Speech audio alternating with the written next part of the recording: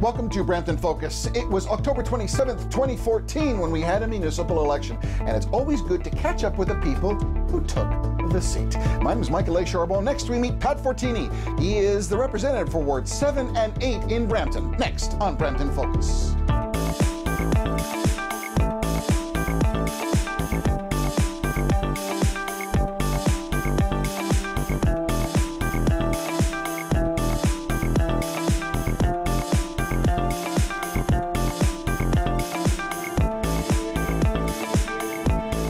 Welcome back to Brampton Focus. He's been a resident in Brampton for 23 years. Successful businessman, well-liked by his community, and he is the City Councillor for Ward 7 and 8. I'm talking about Pat Fortini. Pat, welcome to Brampton Focus. Nice to be here for the second time, and hoping to... Yeah, we don't give out jackets for two-timers. It's not like Saturday Night Live.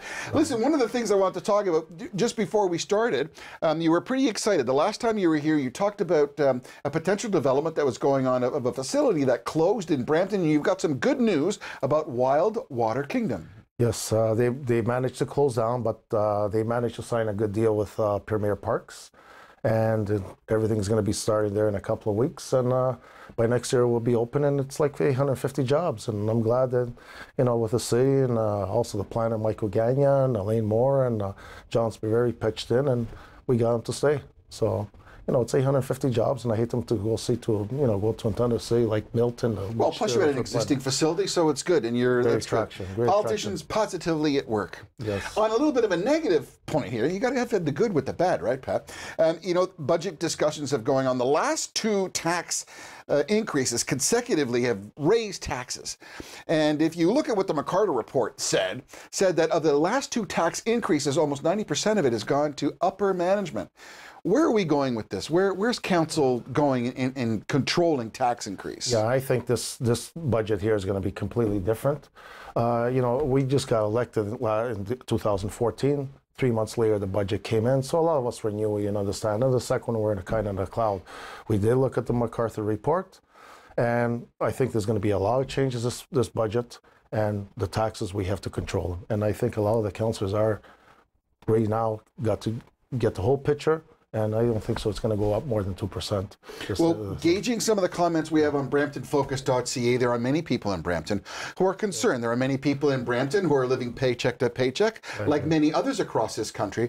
But even more poignant is when you have two tax increases and you have something like the McCarter report.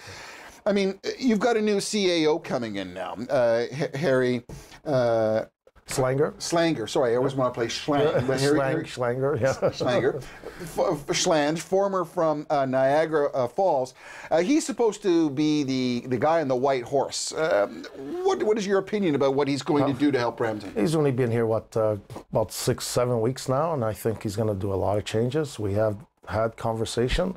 He is going to control the spending and the taxes, and we got to look at also, you go back 2 years ago when the Sunshine List was 313 people, $32 million, and all of a sudden last year it jumped to 418 people, $52 million. So, you know, now we're getting the kind of more of the picture. We got to go back also in the first year when we did our budget. We did in March, one property tax, and then we did a second one because of the election. So that's why it was the increase, but I think this time here, a lot of us new councillors got the picture, and it's going to be a lot of shake-up and a lot of big changes coming. So a lot of people, I mean, there's always been talk about when people sit at the kitchen table and they talk about a budget. You know, when you got a nut of $1,000 a month to handle and you're only bringing in 6 or 8, the other 200 doesn't mysteriously appear. What about a balanced budget in Brampton? Well, I don't know how it's going to be balanced, but we are, you know, it's going to take at least 2 or 3 years. There is going to be cuts down, and you can't just go there and just cut everything in 1 year. So like I said, like I think this budget here is going to be completely different. The residents ask for a lot of things, picnic tables, residents, we give free facilities for seniors. We got to get the money somewhere. But the overall payroll at City Hall, MacArthur's report, we have to pay attention to that. And I think that's what we're going to be focusing on this budget. So with the new CAO in here, one would concede that there are no alliances or allegiances. I can't get rid of my friend, that he comes with a fresh set of eyes and really micro focuses on the books. Is that a valid comment? Well, When I met with him with lunch, we met on one-on-one with other council. He already knew what was going on in Brampton from over a year ago, and he keeps reading, and he kind of did his homework. So when he came here, he's going to come here with a focus to hoping to clean it up. Yeah. Well, and that was what we campaigned on. Mayor Jeffrey, myself, overspending too much money. Yeah. So I'm hoping what he's saying is, give me a year and a half. There's going to be a lot of cleanup, and we're going to have to give the trust. You said give me a year and a half. He's been in power, if one would say, for 3 to 4 months. So by the time August, September rolls around, there was an expectation that we're going to see some results and we're going to see some changes. Is that valid? There's going to be some changes coming up, but like you say, if you have 50 employees, you can't just get rid of all 50 at a time. So there's going to be shortly, some changes coming around. We got to cut down on the payroll, and we got to, control the budget so we don't have to raise the property tax. And so I figured, you got to give them a couple of years to bring it back to stable on MacArthur's report. There's been a lot of talk both in the press and several media outlets, and I mean, if your ear is close enough to the ground, you're smiling now, Pat. There's been a lot of talk that there is not very much cohesiveness with the current council, and that there are struggles from the mayor's perspective in being able to get things done, and other certain alliances with other councillors. How do you see the new CAO fitting in with this? Do you think he's going to pull some of those people in line and kind of make it more cohesive? Does he have that ability? He is trying very hard, and he's doing a great job. He's not the type of person who just acts. We already had some meetings before.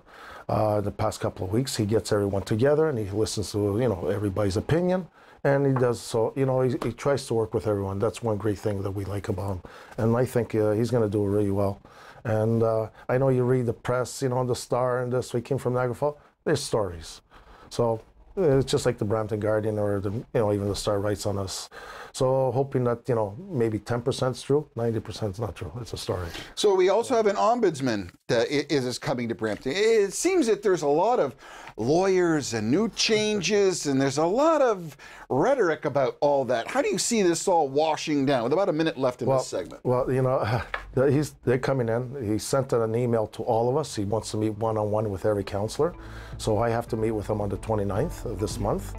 And we'll see how far he's going to do the investigation and what he's going to do. He's a councillor for Ward 7 and 8. Again, a 23-year resident in Brampton. We're talking to Pat Fortini. My name's Michael Charbon. You're watching Brampton Focus. When we come back in our second segment, we're going to talk a little bit about the Blue Ribbon Committee. What about a university? What about transit? And of course, there's a couple of lawsuits that we just want to get caught up with. You're watching Brampton Focus. My name is Michael Charbon. Back with more right after this.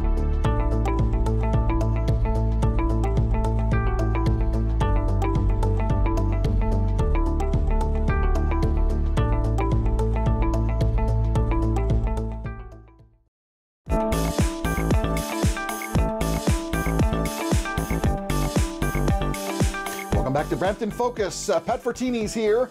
He is the City Councillor for Ward 7 and 8. So October 17th, 2014, you got elected. Yes. October 27th, 2015, Brampton lost the LRT. Some would say it was the right decision, some would say not. Here we are quickly approaching October 27th, 2016. We still don't have a university. We don't have any resolution to a transit plan. And some would say that there are 2 lawsuits that are outstanding, which is a plague, if you wish, or a cloud that's hanging over Brampton. Let's handle the first one. What about a university? When do you see some resolution of this? Where, when, how, what? Well, there's a blue ribbon panel. And I don't sit on it. I know that Bill Davis and the mayor and everybody else that sits on it, they're talking about, they want to come, we're not going to get that report until around October, where it's going to go. They like to have more urban downtown, and we're giving them choices of land, and they're going to be picking where they want to, but it's between us and Milton now. So it's also up to the province, saying, okay, Brampton deserves a university on the population, or it's going to Milton. With all due respect, one of the reasons why I said October 27th, 2014, you got elected. October 27, 2015, we lost the LRTs. I'm trying to emphasize that many people in City Council, including the mayor, ran on having a university. Yes. Should we not have had an inkling A design, a name, a location. I mean, I get it. I get it. It takes time. But blue ribbon or not, I mean, after the fair closes, the ribbon doesn't mean anything anymore. Well, it's not only up to us, it's up to the province. The province is saying, okay, we're going to give out a couple of universities. So it's between us and Milton. They didn't come up to us and say, okay, we're going to pick Brampton or we're going to pick Milton. Right. I always said the university should go Bramalea and Seals, where the old Canadian Tire is. There's almost 90 acres there. It has a future to expand. We got go transit across the street. We got the train. We got all the communities right there. Yeah. But this is a decision what the university that working with us is going to say, this is the spot I want. So is there any indication when we'll see some plans or public consultation? Have they released anything, or are we really waiting to probably October 27th, 2016? As far as I know, it's coming in October, and we're just waiting for the province to make a decision. Well, we're going to give it to Brampton, or we're going to give it to Milton, where it's going to go. We're hoping we have a great chance, and I think it's the province should give it to Brampton because of the population. I mean, if you go on to Brampton.ca, BramptonFocus.ca, and you see the amount of discussion that we have from people who want to find out when, where, how, and why, they want to get involved. All right, let's go to, I mean, that goes hand in hand with this. I mean, we've got discussions going on. Now the city has requested alternative routes. We have Kennedy. We have, so...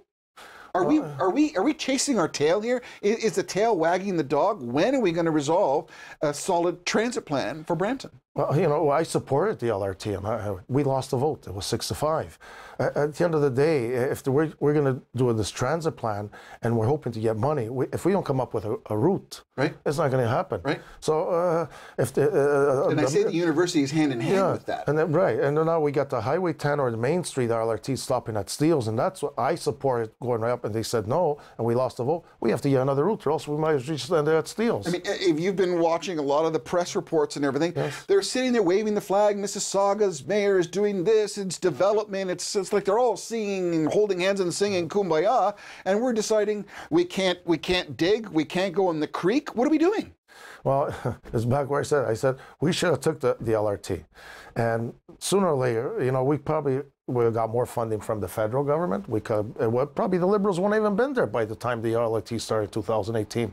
We could have gone back and negotiated for more money and probably bring it up to Mayfield. Unfortunately, it was 6-5 votes, and everybody, had their own kind of agenda, and now or Kennedy or McLaughlin, or just take it off the table.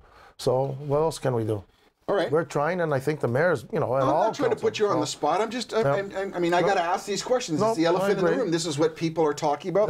They come up to me and they say, why the heck aren't we getting some resolution to this? Yes, and unfortunately, that's what happened back then. It was 6-5 votes, and so we worked on it very hard. I know you did. And, it was, well, that's a whole other discussion. There are definitely two sides to everything, and the LRT is for sure a hot topic. The final point that I brought up is there's two huge lawsuits that are still pending. Many of them have come over from the past regime before Mayor Jeffrey. I mean, you've got a developer who's suing the city for a huge sum of money. And we did a program called Brampton's Big Blue House with a monster home where that person is suing the city to the tune of $21 million. I mean, there was a huge amount of money floating there in legal, like, nowhere land. I know there's only so much you could say, but the question has to be asked. Yeah. The City Hall expansion, it's in the courts. I think that'll be done within a year. It should be done. On the monster home, $21 million.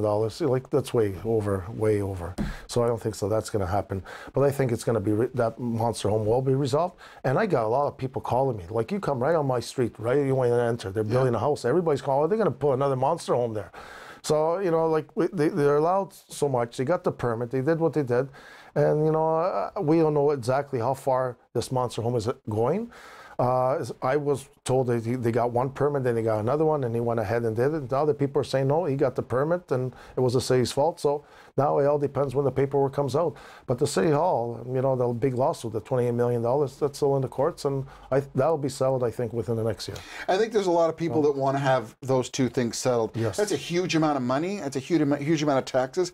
And I think that's something, I hope that the new CAO will have some influence in being able to resolve that, because you really don't need that as carrying over. you know, even the monster home it's going all over. Like, it's not only in Brampton; it's everybody all along Ontario. Yeah, well, it's not just to Brampton. It's always Brampton. Like in the making well, news. and you don't need that. You need some positive vibes now. With regards to that, I mean, Charbon just completed another successful year. Many of the people came on to this program and talked about it. There was a slight increase, but we want to ask about some of the council pledges for improving, helping the community. There's been many cuts, and although I've got to talk with two faces, whatever you talk about budgets, there's cuts, and people don't want to cut. And that's what always happens. You cut and they complain they don't get what they get. You increase the taxes and they complain. They want with the snow removed. I got some emails yesterday say, why is the grass longer than that kind of? So Charbon, we're trying the best we can. I always said they should put it all in one area, like one park, maybe Chincoolsea. Yep. I think it will attract more crowd. An interesting point. We're talking to Mr. Pat Fortini. He is the councillor for Wards 7 and 8 for the City of Brampton. My name is Michael Charbon. You're watching Brampton Focus. When we come back, our final segment and a little bit of a twist. We'll talk about the hospital and what Mr. Fortini sees in the future. Back right after this.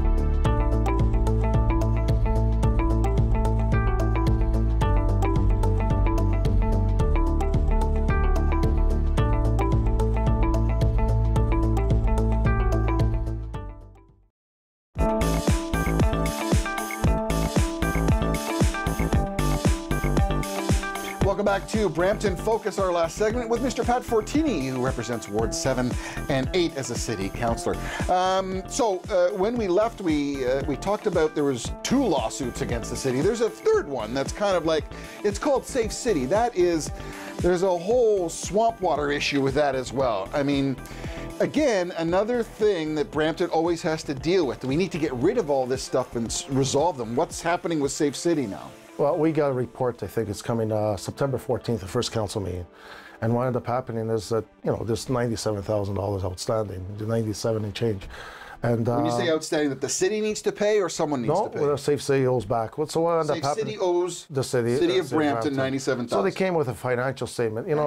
Anybody could bring receipts to someone and say, these are my financial statement. If you want to really find out what happened with the money, the city should be asking for bank statements. That's taxpayers' money. The city paid the rent, paid the payroll, sends an invoice to Safe City. Safe City was giving a check to the city. So before the election, they sent an invoice 2, 3, 4. Like they kept sending it.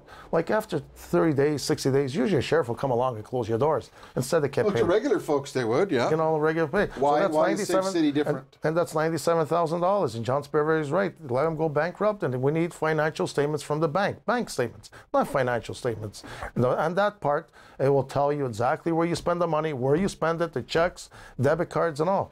We don't get that information. Well, $97,000, although maybe a small amount in the largesse budget of the city of Brampton, to a lot of people out there and many who watch this show loyally, $97,000 represents a heck of a lot of money. Well, we're giving seniors $750 to help them out. You imagine we could give over to 130 senior clubs, groups, $750. That's $100,000. 5 cents is mine. And it could be everybody else's. So I'm going to talk about another pet peeve, and the Region of Peel got these big, beautiful garbage cans. You've probably got some in your place. You have, you have the recyclable one, you have the blue, beautiful green one, the regular one.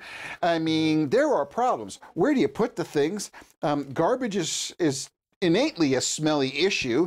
Lots of problems. What are you hearing, Pat? Because we're hearing lots. We had a workshop on the bins and City Hall, and they told us now we're having a lot of problems with the squirrels eating them. And I'm surprised they're doing it here because in Toronto they're not really touching them. I don't know why the squirrels are bad. High-class squirrels in Toronto. So they're chewing up all the covers. The way the garbage is being picked up, when they're dropped, the wheels are being broken. They're saying 10 weeks to replace them, so they tell you to leave them outside. So people are complaining. The smell. Then we find out like there's about 4,600 townhomes in Brampton. They're not allowed to pick up the garbage no more because they don't have the room or for the trucks to turn around. So, Sorry, let me understand that correctly. The trucks that come to pick up the garbage can't enter into townhome areas because to pick up the they're garbage. too tight, and I know where my area, like 900 Central Parkway, they used to pick up the garbage and not picking it up. They said, no, we're not doing it no more. So, and a lot of the townhouses where they're all attached, they give them a choice of having a blue bag and a black, or putting the bins in front of your home. So what are they going to do? Space. I mean, part of your property tax and your municipal taxes goes to garbage collection. Garbage, and I think the you know, they're not doing a good job. At the beginning, I figured, okay, you know, it's going to take some time. It's winter and stuff. But now it's been a year, and we're getting a lot of complaints of the smell. The whole purpose was by getting those bins, it reduces. I mean, there's only one guy on the truck now. The mandible comes in, grabs it, pulls it, and puts it back. So you don't need the physical guy throwing the garbage in. Yeah, but then when they put it down, that's what's breaking them. All the wheels are breaking them because of the way you are. One good thing about it that they did, you know, is that when a senior can't do it, the senior leaves it in front of their house. They take it to the road and they put it back. Many residents are talking about not only about the smell, but the perpetuation of rodents, animals, squirrels, rats, and there is a health issue in some instances because it's so hot, and many of them are left outside because they're too big or too cumbersome. Well, you know, a lot of people, you have a double garage or a single garage, and you have a door, you got a cart to put in and stuff. They take up a lot of room. And I seen my neighbors, they have them behind the gate, but as soon as you open that side door, you could actually smell it. It sits at 2 weeks. This year's been very hot, 33 degrees. You know, they sit there for 2 weeks. Finally, I want to talk about and end off on a positive note. We want to talk about the hospital. We've had the pleasure of doing a bunch of shows here, and there's been Orlando Corporation, CN, and a bunch of corporations who have had matching funds. And we're seeing that the community in Brampton is really coming to the fore. Do you have anything to update our Brampton Focus? I'll tell you, the community's been great on the hospital. You know, I know we had to put our share. The levy's over next year.